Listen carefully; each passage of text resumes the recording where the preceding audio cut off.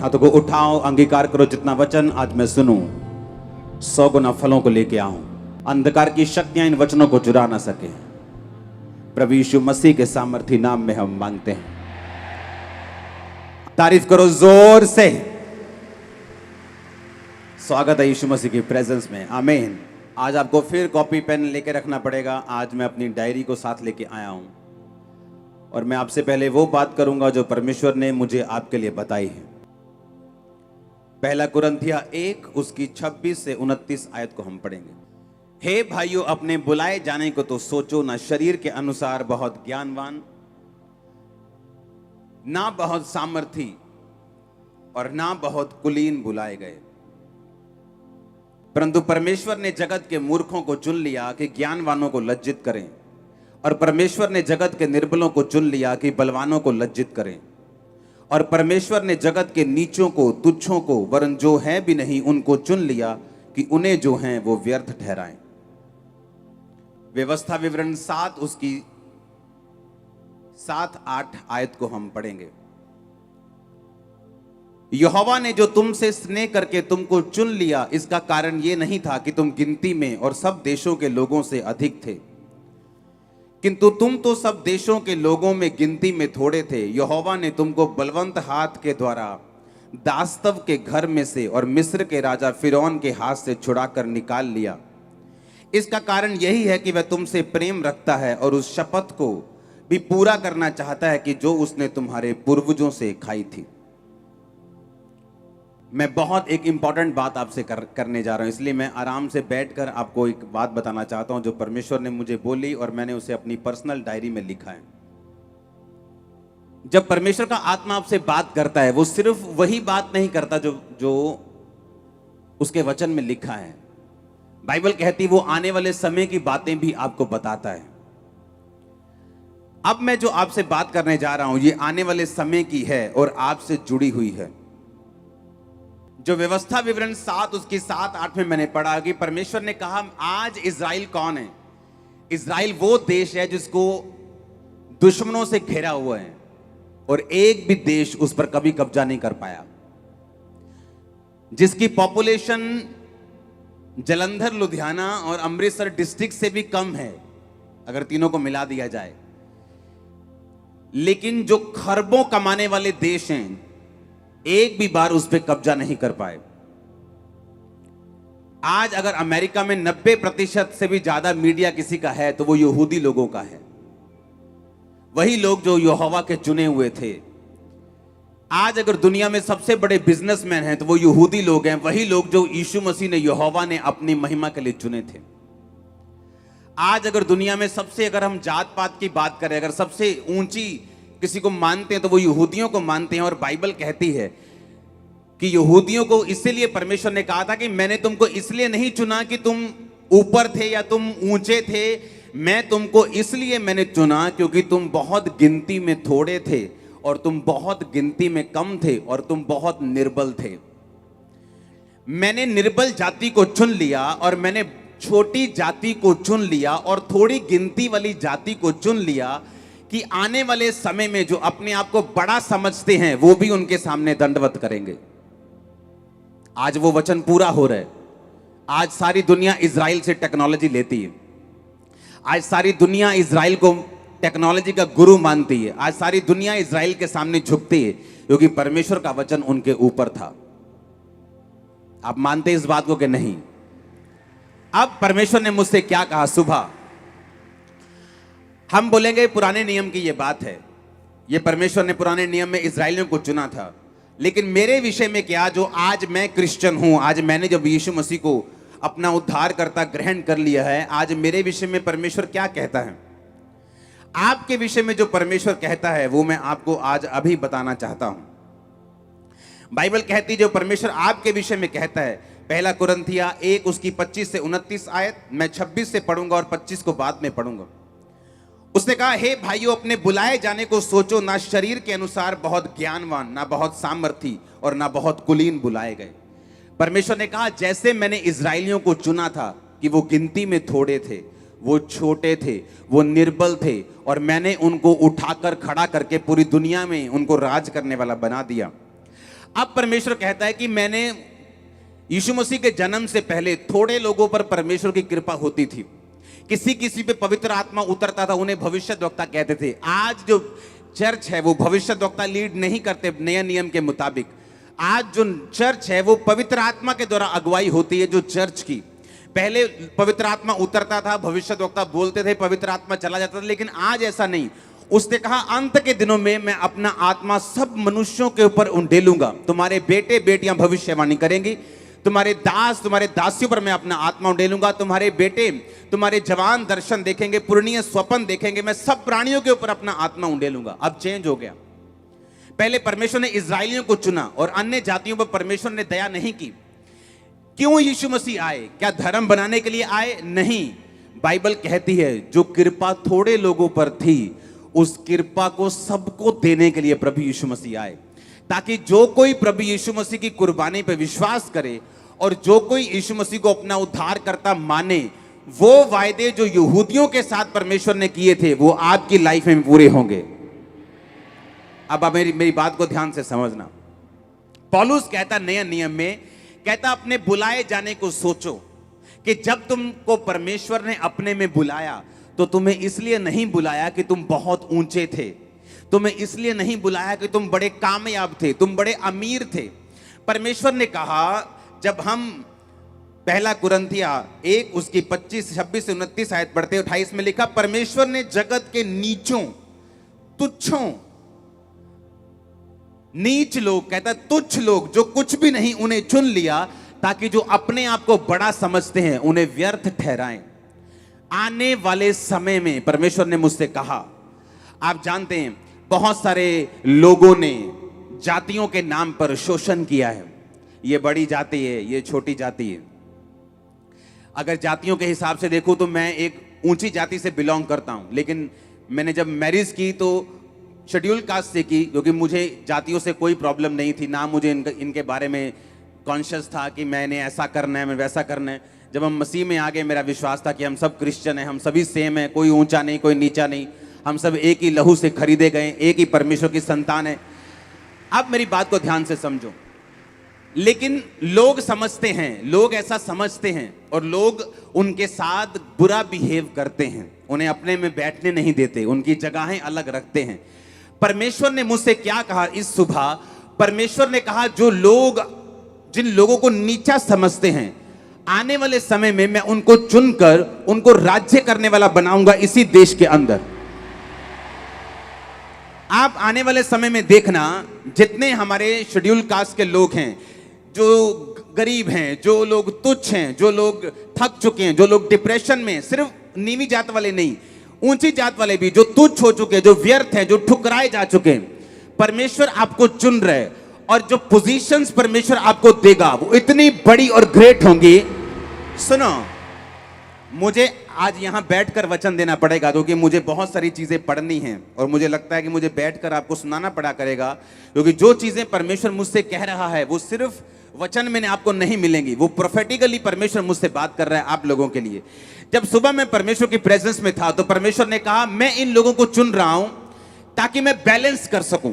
किस चीज का बैलेंस? क्योंकि जो ऐसे लोग हैं जो तुच्छ हैं, जो नीच हैं, इन्होंने घाम सहा है, इन्होंने मजदूरियां की हैं, इन्होंने गालियां सही हैं, इन्होंने दुख सहा है, इन्होंने अपने आप को छोटी, अपने आप को ये आंखों से, अजीब सी आंखों से लोगों को देखते हुए देखा है। परमेश्वर ने कहा मैंने इस जाति को जानबूझ के चुन रहा हूं, इनको सबसे ग्रेट करने के लिए और सबसे बड़ा करने के लिए। अब आने वाले समय में देखोगे कि जो परमेश्वर आपको चुन रहा है उसका रीजन क्या था। बेस्ट देश आपके होंगे, बेस्ट पोजीशंस आपकी होंगी, बेस्ट पदवियां आपकी होंगी, बेस्ट मिनिस्ट्रीज आपकी होंगी। और आपका आमीन खंबरा चर्च के गेट के बाहर सुनना चाहिए। आप मेरी बात समझ रहे कि नहीं? परमेश्वर ने कहा अपने बुलाए जाने को सोचो। इतना बड़ा दिमाग दिया परमेश्वर ने। न्यूरोलॉजिस्ट भी दिमाग का ऑपरेशन नहीं कर पाते पूरी तरह से, बोलते गारंटी नहीं देंगे कि उनका कसूर नहीं, दिमाग में खरबों नाड़ियां हैं, इन नाड़ियों को अगर एक साथ जोड़ दिया जाए तो पूरी पृथ्वी को घूम के हम आ सकते, इतनी नाड़ियां आपके दिमाग के अंदर हैं। इतने खरबों सेंसिस आपके दिमाग के अंदर है, और पौलुस कह रहा है इन दिमाग का प्रयोग करो। और उसने कहा अपने बुलाए जानों को सोचो। कहता सोचो, सोचो, थिंक करो कि तुम्हें परमेश्वर ने क्यों बुलाया। तुम छोटे थे, तुम व्यर्थ थे, तुम तुच्छ थे। आज मैं यहां बैठा इसलिए नहीं हूं कि मैं कंप्यूटर इंजीनियर था और खुदा मैं बड़ा अच्छा बोलता था और परमेश्वर ने मुझे चुन लिया। जब मैं परमेश्वर में बुलाया गया, मैं नशेड़ी था, नशे करने वाला था। अगर नशा ना करूं तो मेरा दिमाग घूमता था। 12 बजे तक मुझे नशा चाहिए था। जुआ खेलने वाला, नशा करने वाला व्यक्ति था। और शुक्र है मुझे यीशु मसीह मिल गए। जिस दिन मैंने 16 अगस्त 2004 को चर्च देखा, जब मुझे मेरे बेडरूम में वचन सुनाया गया और बोला गया यीशु मसीह धर्म जात नहीं बदलते, जीवन बदलते, बाइबल पढ़। जिस दिन तुझे बाइबल में ईसाई धर्म नाम का शब्द मिलेगा तो बाइबल पढ़नी बंद कर देना, आजा हमारे साथ चर्च देख ले हमारा। इमेजिन करो मैं नशा करके चर्च देखने गया, और काश, शुक्र है खुदा का कि मैं कहीं धर्मी लोगों के हाथों में नहीं पड़ गया। वो बोलते अच्छा हमारे धार्मिक स्थान में नशा करके आया तू, तेरी ऐसी की तैसी, तेरी टांगे तोड़ते हैं। यीशु मसीह ने कहा मैं पापियों से प्यार करता हूं, मैं पापियों को मारने नहीं आया हूं, मैं बेटे बेटियों को मारने नहीं आया हूं, मैं उनको सुधारने आया हूं, मैं उनको बचाने आया हूं, मैं उनको चुनने आया हूं, मैं उनको बड़ा करने आया हूं, मैं उनको मजबूत करने के लिए आया हूं। जब दूसरे दिन मुझे चर्च बुलाया गया, तीसरे दिन बुलाया गया, चौथे दिन, हर बार मैं नशा करके चर्च में जाता था।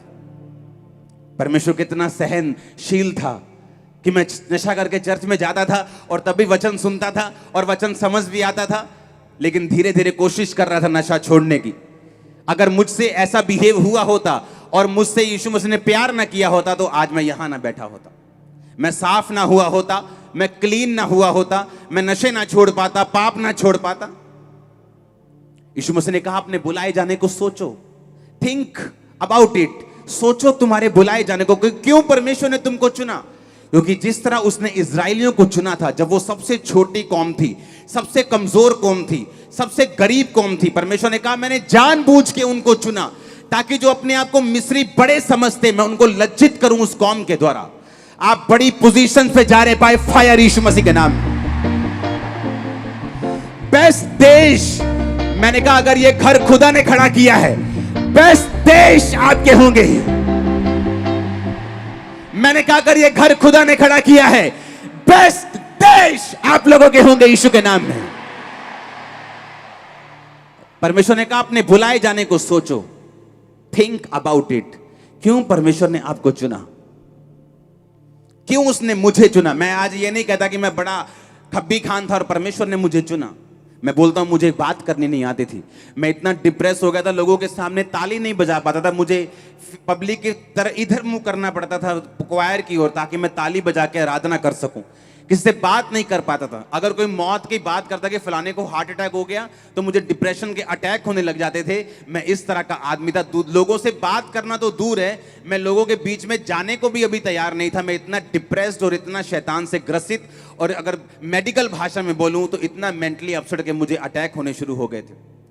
तो परमेश्वर ने कहा मैंने जगत के निर्बलों को चुन लिया, मैंने छोटों को चुन लिया, मैंने कमजोरों को चुन लिया, मैंने नीचों को चुन लिया, ताकि जो अपने आप को कुछ समझते हैं, जो बड़ा समझते हैं, उन्हें लज्जित कर सकूं। परमेश्वर ने मुझसे कहा कि वो जो आप लोगों को चुन रहा है पंजाब में, इंडिया में, दुनिया भर में, उसका एक मकसद है, उसका एक प्लान है। उसने आपको ऊंचा करना है, उसने आपको बेस्ट बनाना है, उसने आपको सिर बनाना है, कर्जा देने वाले बनाना है। आप कर्जा देने वाले बनने वाले बहुत जल्दी।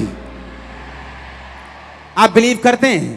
मैं आज आपको सिंपल सरमन नहीं दे रहा हूं, आज मैं आपको एक प्रोफेटिकली जो परमेश्वर के दिल की बात है, आज मैं वो आप पे जाहिर कर रहा हूं। मैं आत्मिक बातों से, जो पौलुस कहता है, आत्मिक बातों को मिलाकर आपको बता रहा हूं। मैं वो बता रहा हूं जो बाइबल में लिखा है, और वो बता रहा हूं जो परमेश्वर प्रोफेटिकली पंजाब के लिए और आप लोगों के लिए बता रहे हैं। किसी के डराए मत डरना, क्योंकि आप बहुत ऊंचे होने जा रहे हैं। सुना मेरी बात, जो अपने आप को ऊंचा समझते हैं और सोचते हैं कि आपको दबा लेंगे, आप इतना ऊंचे होंगे कि वो आपके सामने नीचे लगने लगेंगे यीशु मसीह के नाम में। और आज की बात को नोट कर लेना, इस बात को लिख लेना, क्योंकि आने वाले समय में जो कंपैरिजन आपका होता है कि हम यहां और आप यहां, हम यहां होंगे फिर यहां होंगे फिर वहां होंगे, जहां से कंपैरिजन होना भी बंद हो जाएगा। इस बात को आप नोट करना। जो तुच्छ लोग हैं, जो छोटे लोग हैं, जो कमजोर लोग हैं, जब आने वाले 100 साल के बाद मेरा यह सरमन सुनेंगे, उन्हें मालूम होगा कि तब यहोवा ने हमसे बात की थी। आज हम सब ऊंची जगहों के ऊपर हैं, बेस्ट प्लेसेस के ऊपर हैं। मैं इसीलिए आपको बता रहा हूं कि परमेश्वर ने आपको चुना है। उसने सैकड़ों सालों का शोषण देखा है आपका, जिस तरह उसने इजराइलियों का देखा था। उसने आपके दुखों को देखा है, उसने आपकी बीमारियों को देखा है। औरत को तुच्छ समझा जाता था, पांव की जूती समझा जाता था। जब उसने पाप किया, बाइबल कहती है, तो औरत को ज्यादा श्रापित किया गया, औरत की वैल्यू को खत्म किया गया, उसे तरह तरह के तस्वीरों से निकलना पड़ा, क्योंकि उसने परमेश्वर के सामने गुनाह किए। औरत को भी इज्जत मिले, इसलिए प्रभु यीशु मसीह ने ठाना कि मैं आदमी और औरत से नहीं, अकेली औरत से आऊंगा और औरत की इज्जत को भी रिस्टोर करूंगा। अगर आज बहनें यीशु मसीह को मानती हैं, आपका पति आपकी इज्जत करेगा, आपका बाप आपकी इज्जत करेगा, आपका समाज आपकी इज्जत करेगा, आपकी चर्च आपकी इज्जत करेगी। आमीन। ऊंचा चाहिए, ऊंचा वाला। Hallelujah, hallelujah. पहला कुरिन्थिया, अब मैं पढ़ूंगा 25 आयत, मैंने 26 से 29 पढ़ी है। 29 को पढ़ूंगा फिर 25 को पढ़ूंगा। 29 में लिखा, ताकि कोई प्राणी परमेश्वर के सामने घमंड ना करने पाए कि मैं बड़ा खब्बी खान था जी, मैं तो फलाना था जी, मैं तो बड़ा तगड़ा इंजीनियर था जी, मैं तो बहुत तगड़ा ये फलानी जात का इंसान था, प्रभु ने मुझे चुन लिया। परमेश्वर ने कहा, जब तू तुच्छ था, जब तू अपनी लाइफ के लोएस्ट पॉइंट पे था, जब तू सबसे नीचे था, जब तू बीमार था, जब तू कमजोर था, जब तू त्यागा हुआ था, मैंने तुझको चुन लिया, ताकि कोई प्राणी परमेश्वर के सामने घमंड ना करने पाए। हर एक बंदा आके यही बोलेगा, अगर मैं कुछ कर रहा हूं तो परमेश्वर की दया से कर रहा हूं, अगर ये मिरेकल्स हो रहे हैं तो यीशु मसीह का आत्मा इसे कर रहा है, अगर प्रीच कर रहा हूं तो बाय ग्रेस कर रहा हूं, अगर प्रोफेटिक वर्ड आपको दे रहा हूं तो ये परमेश्वर की ग्रेस से मैं आपको दे रहा हूं। आमीन। 25 आयत में लिखा, पहला कुरिन्थिया 1 उसकी 25 आयत, क्योंकि परमेश्वर की मूर्खता मनुष्यों की ज्ञान से ज्ञानवान है, और परमेश्वर की निर्बलता मनुष्यों के बल से बहुत बलवान है। आप बोलोगे परमेश्वर की मूर्खता, क्या परमेश्वर भी मूर्खता करता है? बिल्कुल नहीं। बाइबल कहती बुद्धि तो उसके पास थी जब परमेश्वर ने सब चीजों को रचाया, वो बुद्धि का करता है, बाइबल कहती है। यहोवा का भय मानना बुद्धि की शुरुआत करता है, बाइबल कहती है। इसमें परमेश्वर हमारी और आपकी बात कर रहा है। जब परमेश्वर ये कहता है कि परमेश्वर की मूर्खता मनुष्यों के ज्ञान से ज्ञानवान है, वो आपकी बात कर रहे हैं। कहता तुम मेरी मूर्खता हो। कैसे? लोग तुम्हें मूर्ख कहते हैं, क्रिश्चियन बन गए तुम मूर्ख हो, धर्म छोड़ दिया तुम मूर्ख हो, तुम लोगों की, मनुष्यों की क्या हो? मनुष्यों के लिए मूर्खता हो। वो तुम्हें जीसस के मूर्ख कहते हैं, जीसस की मूर्खता कहते हैं। परमेश्वर ने कहा मेरी मूर्खता, जो ज्ञानी बैठे हैं, ज्ञानवान समझते हैं, तुम्हारा ज्ञान उनसे बढ़कर है, मनुष्यों के ज्ञान से वो ज्ञानवान है। उसने कहा, और परमेश्वर की निर्बलता, कि उसने निर्बल लोगों को चुना, मनुष्यों के बल से बलवान, जो अपने आप को बलवान समझते हैं, उन्होंने अभी परमेश्वर का बल नहीं देखा। उस परमेश्वर का बल, उसकी लाठी, उसका जो थप्पड़ है, उसका जो हाथ है, वो अनदेखा है। उसके सामने कोई बचता नहीं, उसके सामने कोई बड़ा नहीं।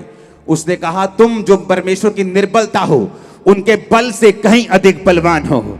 आज से मैं आपकी लाइफ पे घोषित करता हूं कि आप बलवान हैं। आपका परिवार पे घोषित करता हूं कि आपका परिवार बलवान है। ओ आमीन। ऊंचा ये बरकत आपकी है चर्च। Hallelujah, hallelujah. आपको वचन समझ आ रहा है कि नहीं? ये तो वो वचन है जो परमेश्वर ने प्रोफेटिकली मुझे दिया। तो आपने ध्यान रखना है, अपने बुलाए जाने को सिद्ध करो। पाप करते हो छोड़ दो, क्योंकि परमेश्वर का प्लान है आपको ऊंचा करना। अगर कोई ऐसा काम करते हो जो खुदा को पसंद नहीं, छोड़ दो, क्योंकि परमेश्वर कुछ खास मकसद के साथ आपको चुन रहे हैं। एक खास मकसद के साथ वो आपको अपने पास बुला रहा है। उसके मन में एक प्लान है जो उसने इजराइलियों के लिए रखा था, उससे भी बड़ा प्लान अब वो आपके लिए अपने दिल में रखता है। अब परमेश्वर का जो प्लान दिल में है उसे धरती पर उतारने के लिए और प्रैक्टिकल लागू होने के लिए आपको कोऑपरेशन करना पड़ेगा पवित्र आत्मा के साथ। आपको बाइबल पढ़नी पड़ेगी, परमेश्वर के साथ रोज समय बिताना पड़ेगा, जो कुछ परमेश्वर कहता है उसके मुताबिक आपको चलना पड़ेगा। किसी का भय, किसी का डर नहीं। यीशु मसीह के सामने आपको निडरता से चलना पड़ेगा और फायर से चलना पड़ेगा, और परमेश्वर आपके साथ हैं। मैंने कहा आप ऊंची पोजीशंस पे होंगे, इतने बड़े होंगे हम आने वाले टाइम में, कोई कंपैरिजन बंद हो जाएगा यीशु मसीह के नाम में। और ऐसा होगा, ऐसा होगा।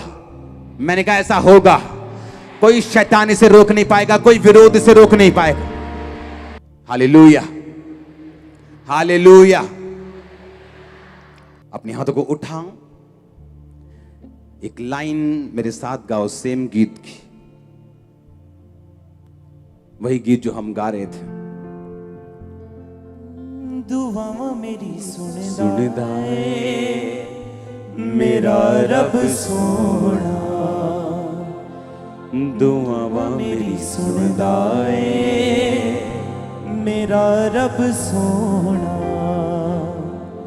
ना ओदे जिहा कोई ना कोई होना, ना ओदे जिहा कोई ना कोई होना। मैं देवा की मिसाल ओदी ओ बड़ा बेमिसाल, जो भी हमें अच सारा ये सुधा कमाल। मैं देवा की मिसाल ओदी ओ बड़ा बेमिसाल, जो भी हमें आज सारा ये सुधा कमाल। तारीफ करो जोर से। हालेलुया। आज खुदावंद का आत्मा हमारे बीच में है। यीशु मसीह ने कहा 2 तरह के क्रिश्चियन होंगे दुनिया में। ऐसे भविष्यद्वक्ता भी थे, लिखा, जिनको सब लोग अच्छा कहते थे, और परमेश्वर ने कहा जब मेरे नाम के कारण लोग तुम्हारी निंदा करें तो हंसी खुशी आनंद मनाना यह निशानी होगी, मेरा आत्मा तुम में बसता है। हालेलुया। तो ये तो आनंद वाली बात है कि उसका आत्मा हम में है और शैतान को दिक्कत हो रही। उसका आत्मा जब काम कर रहा तो शैतान को दिक्कत हो रही। उसकी आत्मा को उन प्रचारकों से कोई दिक्कत नहीं जो कोई काम नहीं करते। उसने कहा तुम श्रापित हो कि सब लोग तुम्हें अच्छा कहें, क्योंकि वो झूठे भविष्यद्वक्ताओं को भी ऐसा ही करते थे। पर धन्य हो तुम जो मेरे नाम के कारण सताए जाते हो। जब तुम्हारा नाम काट दिया जाए, खुश होना, आनंद मनाना। तुमसे जो पहले भविष्यद्वक्ता थे उनके साथ भी ऐसा ही किया गया था। हालेलुया। एक वचन को हम पढ़ेंगे, भजन संहिता 135। क्वायर में, सिंगर्स में से उसको पूरा पढ़ेंगे हम, पूरा भजन संहिता 135 फुल पूरा बाप। या की स्तुति करो, यहोवा के नाम की स्तुति करो। हे यहोवा के सेवको, तुम स्तुति करो। तुम यो यहोवा के भवन में अर्थात हमारे परमेश्वर के भवन के आंगनों में खड़े रहते हो। यहाँ की स्तुति करो क्योंकि यहोवा भला है।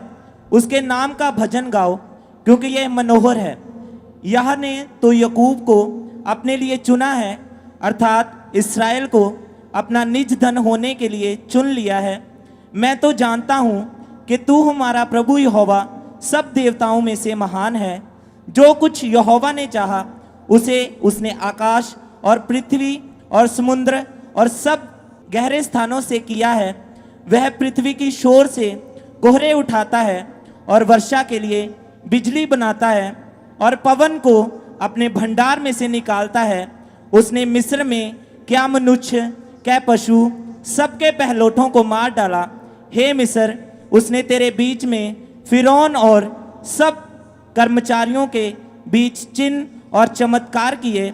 उसने बहुत सी जातियां नष्ट की और सामर्थी राजाओं को अर्थात एमोरियों के राजा सिहोन को और बाशान के राजा ओग को और कनान के सब राजाओं को घात किया और उनके देश को बांटकर अपनी प्रजा इस्राएल का भाग होने के लिए दे दिया। हे यहोवा, तेरा नाम सदा स्थिर है। हे यहोवा, जिस नाम से तेरा स्मरण होता है वह पीढ़ी पीढ़ी बना रहेगा। यहोवा तो अपनी प्रजा का न्याय चुकाएगा और अपने दासों की दुर्दशा देकर तरस खाएगा। अन्य जातियों की मूर्तें सोना चांदी ही की हैं, हे मनुष्य की बनाई हुई हैं। उन्हें मुंह तो रहता है परंतु वह बोल नहीं सकती, उनके आंखें तो रहती हैं परंतु वह देख नहीं सकती, उनके कान तो रहते हैं परंतु वह सुन नहीं सकती, ना उनके कुछ भी सांस चलती है। जैसी वे हैं वैसे ही उनके बनाने वाले भी हैं और उन पर सब भरोसा रखने वाले भी वैसे ही हो जाएंगे। हे इस्राएल के घराने, यहोवा को धन्य कह। हे हारून के घराने, यहोवा को धन्य कह। हे लेवी के घराने, यहोवा को धन्य कह। हे यहोवा के डरवायों, यहोवा को धन्य कहो। यहोवा जो यरूशलेम में वास करता है और सियोन को धन्य कहा जावे, यहाँ की स्तुति हो। जोर से तारीफ करो, जोर से। उसने कहा उसने बहुत सी जातियां नष्ट की। उसने सामर्थी राजाओं को, एमोरियों के राजा सिहोन को 10 आयत और 11 आयत में लिखा। बाशान के राजा, कनान के राजा, ये कौन थे सब राजा? ये अपने अपने टाइम के बड़े जबरदस्त और बड़े खतरनाक राजा थे। ये अपने अपने टाइम के जबरदस्त बड़े पावरफुल राजा थे और कहते थे ये इजरायली, ये लेबर वाली कौम जो मिस्र में लेबरर्स थे, जो मिस्र में दिहाड़ी करने वाली कौम, ये दिहाड़ी करने वाली कौम हमें हराएगी। ये मिस्र में दिहाड़ी करने वाले लोग बाहर निकल आए हैं, ये हमें हराएंगे क्या? तो परमेश्वर ने कहा, उसने जातियां, सामर्थी राजाओं को उनके द्वारा हरा दिया। तुम्हारे साथ अगर परमेश्वर है तो घबराना मत, वो बड़ों बड़ों को डाउन कर देगा तुम्हारे सामने। और कैसे मालूम होगा कोई जेन्युइन मैन ऑफ गॉड है और कोई नहीं? जब परख आएगी, जब सिचुएशंस आएंगी, जब विरोध होंगे, तब मालूम होगा। हम खड़े रहेंगे, चमकेंगे पहले से अधिक यीशु मसीह के सामर्थी नाम में। उसने कहा उसने सामर्थी राजाओं का नाश कर दिया। एमोरियों के राजा सिहोन, बाशान का राजा, कनान का राजा, ओग राजा जो था वो बड़ा जबरदस्त राजा था। कांपते थे दूसरे राजा इनसे। जिस राज्य को ये मारने की ठान लेते थे उसको मार कर छोड़ते थे, इतने खतरनाक ये राजा थे। और ये कौन थे? कुछ दिन पहले लेबर कर रहे थे मिस्र की। कोई ईंटें बना रहा था, कोई कुछ कर रहा था, और परमेश्वर ने कहा निकल आओ, मेमने को खाओ और निकल आओ। मैं तुम्हारा परमेश्वर यहोवा हूं, मैं तुम्हें आजाद करूंगा। मैं तुमको कनान दूंगा, इन सब देशों के, इनकी सब जमीनों को तुम्हारे अधिकार में दे दूंगा। उसने कहा हम तो लेबरर्स हैं, हम तो छोटे हैं, हमारे तो देखो हम तो सूख चुके हैं लेबर कर कर, हमारे तो पिंजर निकले पड़े, कंकाल निकले पड़े। परमेश्वर ने कहा इसलिए मैंने तुमको चुना है। अपने बुलाए जाने को सोचो, सोचो सोचो सोचो, तुमको क्यों बुलाया है? तुमको बड़ा करने के लिए बुलाया मेरी बहन, मेरे भाई। तुम ग्रेट होने के लिए बुलाए गए हो, ग्रेटेस्ट होने के लिए बुलाए गए हो।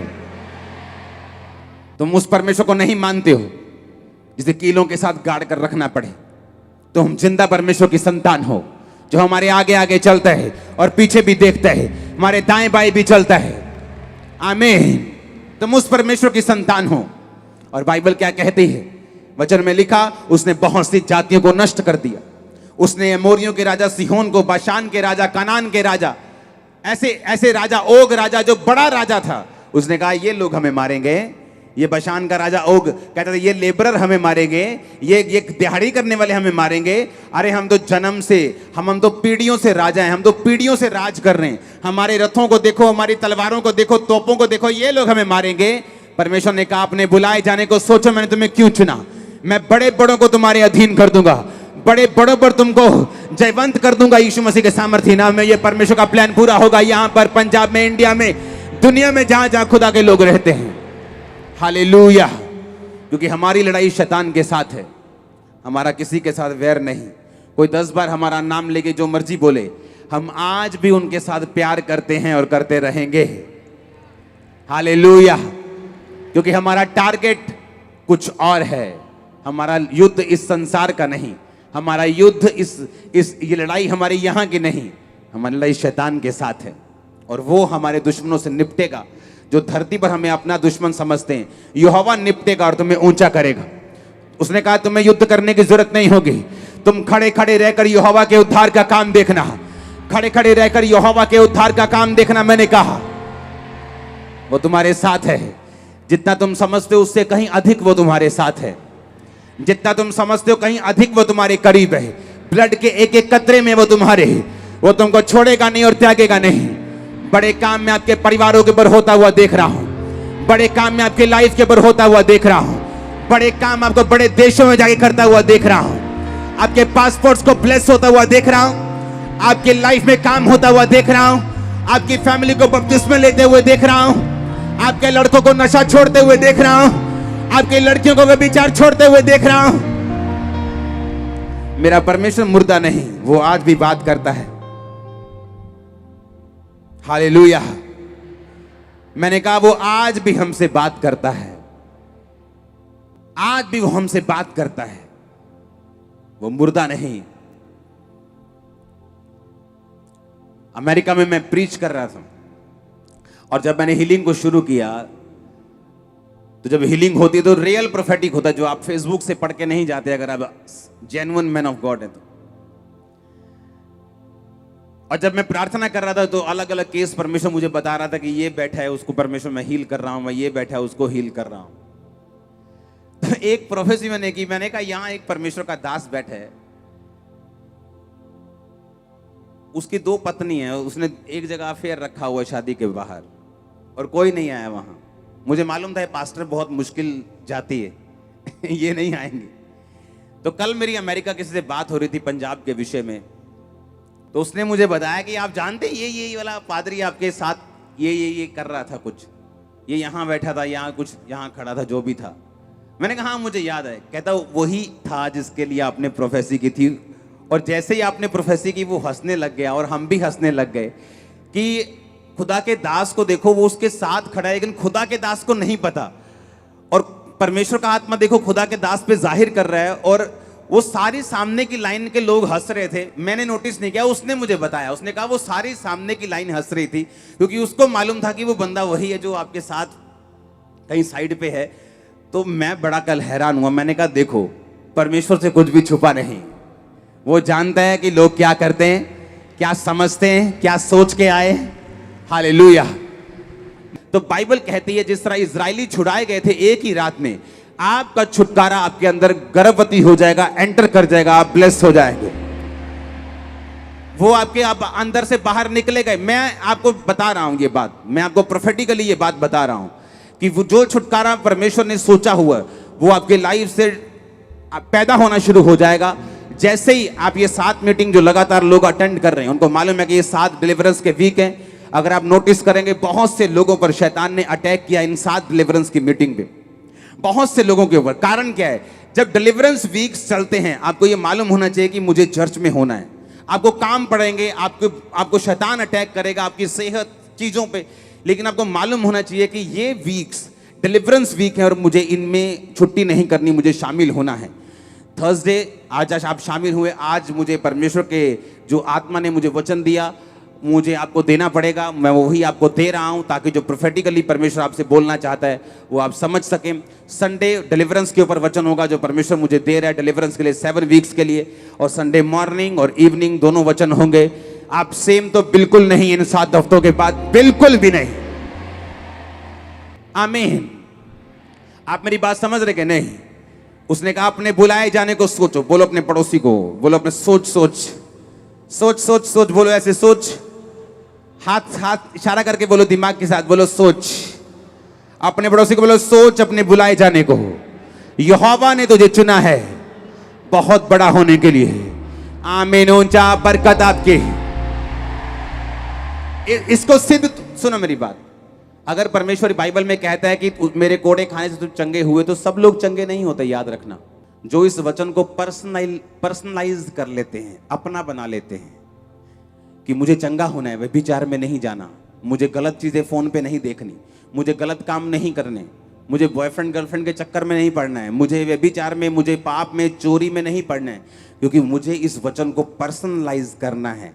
वचन तभी व्यक्तिगत बनेगा जब व्यक्तिगत संबंध परमेश्वर के साथ होंगे। तो जब परमेश्वर के साथ व्यक्तिगत संबंध होंगे, आप उसके वचन को व्यक्तिगत रूप से अपनी जिंदगी में लागू कर सकते हैं कि परमेश्वर ने कहा मैंने तुझे ऊंचा होने के लिए चुना है, मैं इस वचन को सिद्ध करूंगा, अपनी लाइफ को सुधार कर परमेश्वर में चलूंगा और आप बेस्ट पोजीशन के ऊपर बैठे होंगे। मैं आपको सच कह रहा हूं, यहां आने वाला लेबरर भी, मैं आपको बता रहा हूं, आपके बच्चे फॉरेन में पढ़ाई करेंगे, मैं आपको बता रहा हूं। मैंने सुनो, मुझे फॉरेन का कोई ऐसा इंटरेस्ट नहीं, मेरे पास पूरी दुनिया के वीजे हैं, लेकिन मैं आपके बीच में रहता हूं। मैं तो जलंधर तक नहीं घूमता हूं।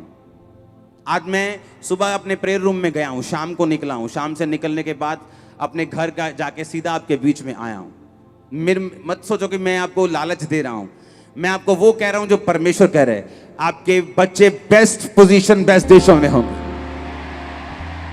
अपने हाथों को उठाओ। Thank you Jesus.